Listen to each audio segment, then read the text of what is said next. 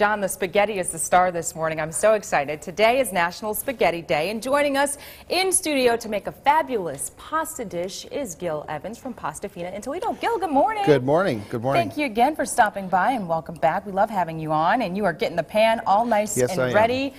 What are we making? We're going to make we're making pasta carbonara, but I'm doing it with spaghetti today. Okay. It has a combination of a lot of different things. It brings a little bit of flavor from everything. It really makes a really wonderful dish. What I did is I put a little bit of olive oil in the pan just to get it to keep everything from sticking to it. Now, chicken. Usually, what we do with the chicken, for time purposes, I pre-cook the chicken. Okay. But what I like to do is cut it even pieces and then dust them with a little bit of flour. And then saute those. Now, what's the purpose of the flour? Well, the flour is going to help add a little bit of color to the chicken, but it's also going to help as a binder later when you put that up a little bit. Oh, so sure. Oh, look at that beautiful chicken. Yep. But it's also going to help bind the heavy cream that we're going to add in later. So I'll give it a little bit more thickness to it. Okay. So our chicken's cooking really nice. I'm going to put a little bit of kosher salt. I prefer to use kosher salt, but most people use the sea salt. I never use the regular salt. What's the difference between kosher? I mean, why do you prefer that?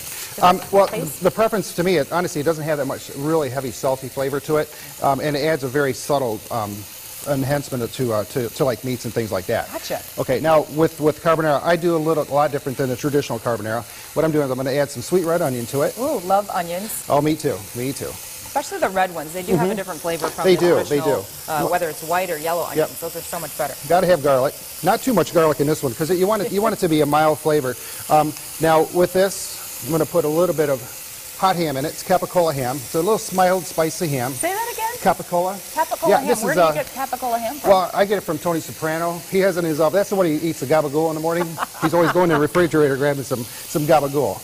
No, you can get it from. I've never had this ham. Looking forward to trying it. You get it from Churchill's in Briarfield. They have a really good ham there.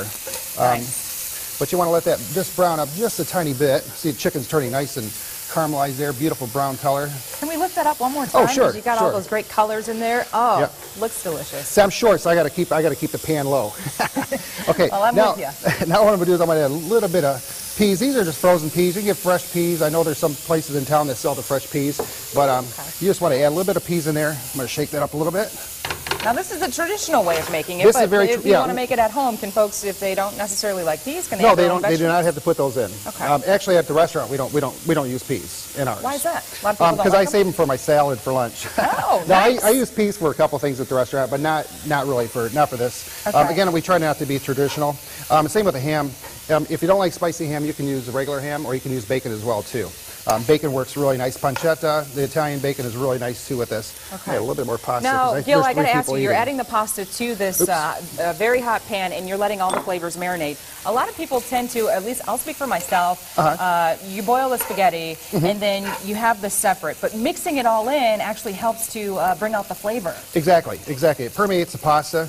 And so all those flavors stay in the pasta. So when I add the sauce to it, it's not gonna, you're not gonna lose that flavor that's in there. And especially like that fattiness and the ham and stuff. It's gonna go in there. So should this pasta be fully cooked? I like to keep it. This is al dente, but fully cooked. It depends on people's preference. Some people like at the restaurant like their pasta so dry. I just take it out of the box, throw it on a plate, and send it to them. But then we have other people that like it. They want it overcooked that it's so mushy. I kind of like mine a little overcooked. Yeah, me too. It's all look like mashed potatoes sometimes. Actually, when I cook it anyway, it looks like mashed. Because I overcook it. I cook a lot.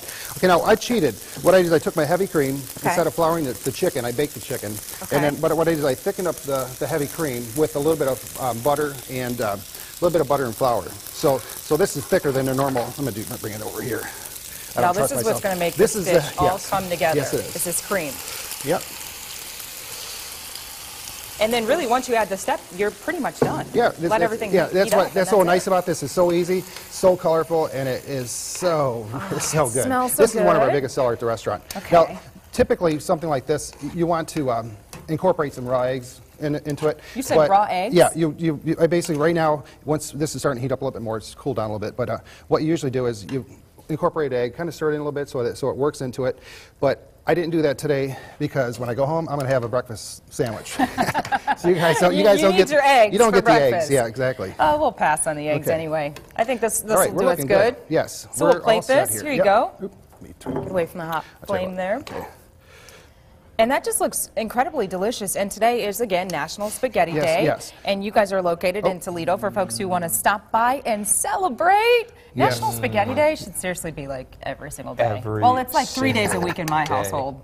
It is in mine too. I don't know why. Love it. Oh, because of the restaurant. Yeah, we have 3 different types of spaghetti. We have this traditional spaghetti. We have one. It's called bucatini. It's a hollow spaghetti. It's a really neat noodle. And then we have we have gluten-free. I didn't even get the garnish. Oh, did you notice that? I didn't even get the garnish yet. At least get the fork. Oh, let me get you a little tomatoes. Finish off there. Yeah, no, we have gluten-free spaghetti too. It's really good. It's made out of corn, and it's a nice product, but it goes very well with our marinara.